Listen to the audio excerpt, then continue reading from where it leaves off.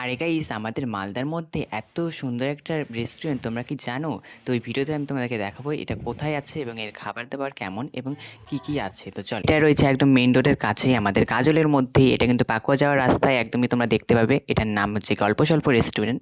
তো আমরা এখানে আর দেরি না করে একটু বসছিলাম, এখানে মেনু কার্ডগুলো দেখছিলাম। এখানে কিন্তু মেনু কার্ডে রয়েছে অনেক ধরনের অপশন, মাত্র 50 টাকা থেকে শুরু হচ্ছে খাবার দাবার।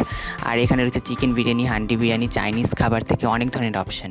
আর এইদিকে দেখো, আমি একটু এইদিকে দেখছিলাম পুরো চাটাইয়ের বেড়া দিয়ে তৈরি, আর রাত্রেবেলা এত সুন্দর লাইটিংগুলো লাগছে, কিছু বলার নেই। তো ফার্স্টেই আমি নিয়েছিলাম কফি, তো আমি একটু কফিটা খেলাম। তো আমি একে 10-এর মধ্যে 8 দেবো। খুবই সুন্দর বানিয়েছিল। তারপরে আমি কিছু স্ন্যাক্স এবং কোল্ড ড্রিঙ্কস অর্ডার করেছিলাম, সেটা খেলাম। তারপরে এদিকে আমি তোমাদেরকে দেখাচ্ছিলাম যে কী সুন্দর করে এরা ইউনিক ডিজাইন করেছে। আমরা যে শহরে তো দেখি যত শুধু যে বিল্ডিংয়ের রেস্টুরেন্ট, তো তোমরা যদি তার বাইরে একটা সুন্দর একটা নেচার খুঁজতে চাও তাহলে অবশ্যই এই গল্পস্বল্প রেস্টুরেন্টে আসতে পারো, খুবই ভালো লাগবে। আর এটা কিন্তু আমি খুবই ভালো লাগছিলো। তারপরে আমরা একদিকে দেখছিলাম যে এইখানের অ্যাম্বিয়েন্স দেখো, পুরো প্রকৃতির মাঝে হারিয়ে যাওয়ার মতো। আর আজকের ওয়েদারটা ছিল একটু মেঘলা মেঘলা, তাই ভালোই লাগছিলো। আর আজকে কিন্তু লোক একটু ফাঁকাই ছিল, কারণ আজকের দিনটা বলে লোক হয় না এমন।